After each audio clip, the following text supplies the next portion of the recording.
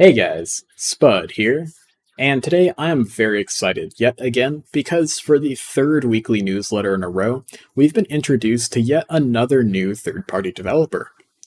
First, of course, we had the announcement of the Sinai map for DCS, then the announcement of the F100D Super Saber, and now we have an announcement for the top-end Australia map by Check 6 Simulations. That, of course, is the turnaround and check your 6 simulations, not as in the Czechoslovakian 6 simulations.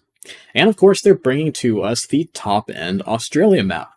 This is going to be a very interesting map, in my opinion. However, unfortunately, it's not going to be really compatible with the current slate of aircraft in DCS world, except for potentially maybe the Kristen Eagle.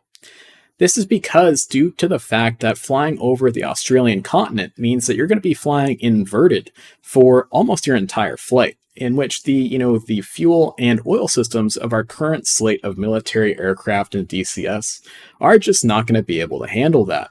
We're of course going to have engine oil system and engine fuel system pumps and assorted system failures constantly, and your jets are going to just barely make it off the ground before crashing at the end of the runway.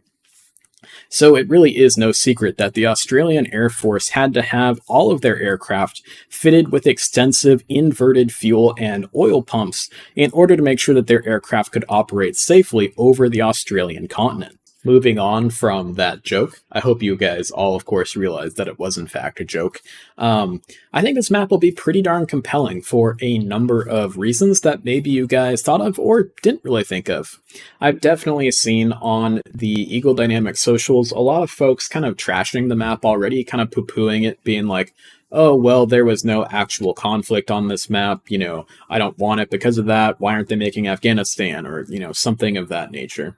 But this map is actually quite important geopolitically in the modern, in the modern times we find ourselves in, and of course it does have some very interesting history to it as well. If you've ever watched the movie Australia with Hugh Jackman and Nicole Kidman, you will see the depiction of the bombing raids on Port Darwin. And of course, those happened in real life. In early World War II, the Japanese did bomb Darwin quite extensively in a number of raids. In that movie, you can see T-6 Texans dressed up as A-6M Zeros, D-3A Vals, and of course B-5N Kates as they attack the port of Darwin. Very interesting kind of historical connection there. So the map can definitely be used as kind of like a semi-fictional Japanese invasion of northern Australia kind of situation. But more importantly, especially here in the modern era, is the continent of Australia is a massive, massive place. Very similar to the United States and North America, in that there is a lot of open space there. And so that means that there can be some pretty extensive range complexes for military aircraft and fighter pilots and other military pilots to, ply their trade with lots of space to do it in a very safe and controlled manner. And so a lot of smaller Asian nations use these range complexes in Australia to train their pilots and teach their pilots to do better, as well as, of course, Australia hosts a number of very large multinational exercises there. For instance, say the very teeny tiny country of Singapore, which has an absolutely massive air force for their size, which I've always found to be pretty darn interesting. They will bring their jets to Australia, specifically to the Tyndall Range Complex in Australia to, ply their trade and get better, and of course participate in those large multinational exercises. Of course, the Singaporeans do actually do their initial pilot training and have a number of their jets almost permanently based in the United States. But that is a very, very long way from Singapore itself. And of course, Singapore needs a place to practice a little bit closer to their home shores. And of course, all of those more or less free and democratic Asian nations that are aligned against the communist Chinese come to participate in those multinational exercises here in Northern Australia. There are a number of those exercises, and in recent years, the Chinese have gotten more and more blatant in their attempts to snoop on and spy on these exercises by sending long-range reconnaissance aircraft and, of course, ships, submarines, all kind of manner of spook kind of ways of snooping on these exercises.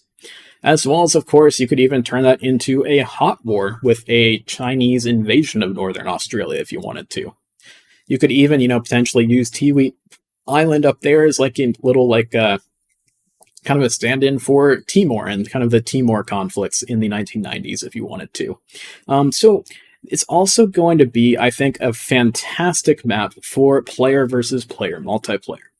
In my opinion, the maps that have the biggest geographical differentiators between one side of the map and the other side of the map are kind of the best maps for PvP multiplayer. And I think that this large bay here, I apologize to my Australian friends and viewers here that I do not know what this bay / large inlet here is named, but that large bay is going to be a very nice physical barrier between the left and the right, or I should say the west and the east side of the map, making it very easy for players to know which side of the map they're currently on. And of course, based on our, satellite imagery here, the western side of the map is going to be more desert-like, whereas the eastern side of the map a little bit more lush and green. So another very good and easy differentiator between one side of the map and the other. This is one of the reasons why I think the Persian Gulf map is the absolute best map for player versus player multiplayer, because it's easy for players to know which side of the map they're on, where their teammates should be, and where the bad guys should be. The Caucasus map kind of comes in second, maybe, because of that big Caucasus mountain range, kind of separates the map in that way. The Syria map is probably in last place for me because there's very little for players to kind of use to very easily see where they are on the map, at any one time in the heat of a PvP player, multiplayer match. But beyond that, guys, let's take a look at some of the work in progress pictures that we got with this announcement. So we can see there's definitely some mountains, plateaus, kind of looks a lot like the Western United States in a lot of ways, but maybe a little bit more green. I think the mountains, of course, definitely need some more work to be fleshed out to kind of give them a little bit more shape and whatnot. But I think it'd be pretty cool to have some tropical water and some desert, as well as some kind of lusher parts of the map to make this map kind of really interesting and kind of exotic and almost tropical. Of course, a building type object here. I can't even fathom how big of a project it is to make a map. I mean, to build all these individual buildings, and man, I don't know how you can make it accurate to where every single building is in real life and what those buildings look like and whatnot. But man, it just sounds like an absolutely arduous task to build a map for DCS or really any flight simulator. We can see that these mountains, definitely need some more work, but it's early on. I would say that I think out of all three maps that we know are definitely coming to DCS, it seems that the Sinai map is the most mature and the closest to release. And, I can't really tell, to be honest, between the Kola Peninsula map and this one. I just think because the tropical water and stuff, and, I kind of maybe even a little bit more excited for this map than the Kola Peninsula, but who knows? I'm going to love all three of them regardless. They're all three pretty awesome locations. And, in DCS, it's really what you make of the maps. It doesn't necessarily need to be like the biggest hotspot on the planet to make a good DCS world map, in my opinion. And it's going to be a beautiful playground for South Korean and Singaporean F-15s once the Strike Eagle releases. So, awesome, guys. Good luck, Check 6 simulations, and hopefully we see the map soon. If you guys liked the video, please like and subscribe, and hit the bell icon to make sure that my videos actually get delivered. Thanks a lot, guys, and we'll see you in the next one.